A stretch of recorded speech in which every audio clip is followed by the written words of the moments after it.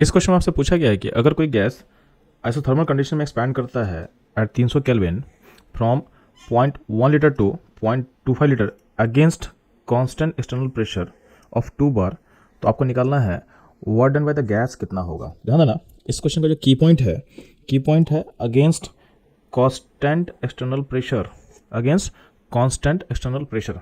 तो जब भी ये वर्ड मेंशन रहेगा क्वेश्चन में, इसका मतलब आपको सोचना है कि प्रोसेस होगा इरिवर्सिबल, प्रोसेस होगा इरिवर्सिबल।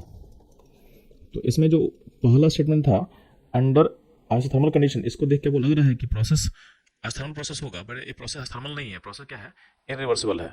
तो आपको इस केस में वर्क निकालने के लिए इरिवर्सिबल प्रोसेस का वर्क का फॉर्मूला अप्लाई करना पड़ेगा। तो ध्यान देंगे, ड्यूरिंग इरिवर्सिबल प्रोसेस जो वर्क ऑफ सराउंडिंग होता है, तो वर्क ऑफ जो सराउंडिंग होता है minus pressure of surrounding delta we of system, यानी सिस्टम के वॉल्यूम चेंज के इक्वल होता है। और प्रेशर ऑफ सराउंडिंग कितना है, 2 बार है, तो यहाँ 2 बार पुट कर देंगे। Delta V volume change system का कितना हुआ है, तो फाइनल वॉल्यूम 0.25 है और इनिशियल वॉल्यूम 0.1 था, तो डिफरेंस हो जाएगा, तो ये हो जाएगा 2 इंटू 0.15, यानी हो जाएगा -0.3 बार लीटर। अब आपको दिया हुआ क्वेश्चन में कि लीटर और बार इक्वल टू होता है 100 जूल, यानी 1 लीटर बार का वैल्यू होगा 100 जूल, उसको आप पुट कर दो तो हो जाएगा -30 जूल।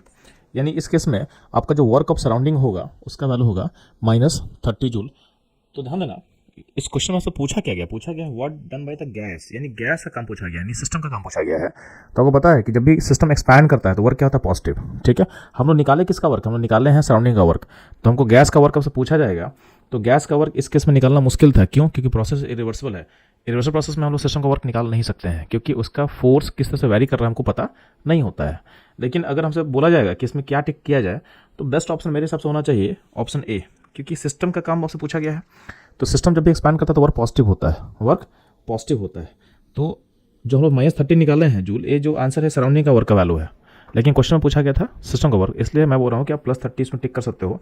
बट ये भी जो आंसर है ये अप्रोप्रिएट नहीं होगा, क्योंकि इरिवर्सिबल प्रोसेस में सिस्टम का वर्क निकालना पॉसिबल नहीं है, क्योंकि इसका फोर्स या प्रेशर कैसे वेरी कर रहा है हमको पता नहीं होता है। तो बेस्ट जो आप ऑप्शन टिक कर सकते हो ए, यानी +30 जूल। कहीं के बुक्स में आपको दिखेगा कि आंसर बी को टिक किया होगा, तो उसमें एज्यूम किया जा रहा है कि आपका जो सराउंडिंग का वर्क है उसका वैल्यू -30 उसको यहाँ पे टिक किया जा रहा है बुक्स में। बट प्रॉब्लम क्या है कि क्वेश्चन में पूछा गया है आपको गैस का काम निकालना है। तो अगर से पूछा जाता कि वर्क निकालो, तो वर्क का वैल्यू हो जाता है -30, लेकिन अगर यहाँ पे चूंकि बोल चुका है कि आपको वर्क ऑफ गैस निकालना है, तो इसमें -30 को हम टिक नहीं कर पाएंगे। तो ये था इस क्वेश्चन का इन्वॉल्व की concept, analysis and solution. Move करता हूँ लोग नेक्स्ट क्वेश्चन पे।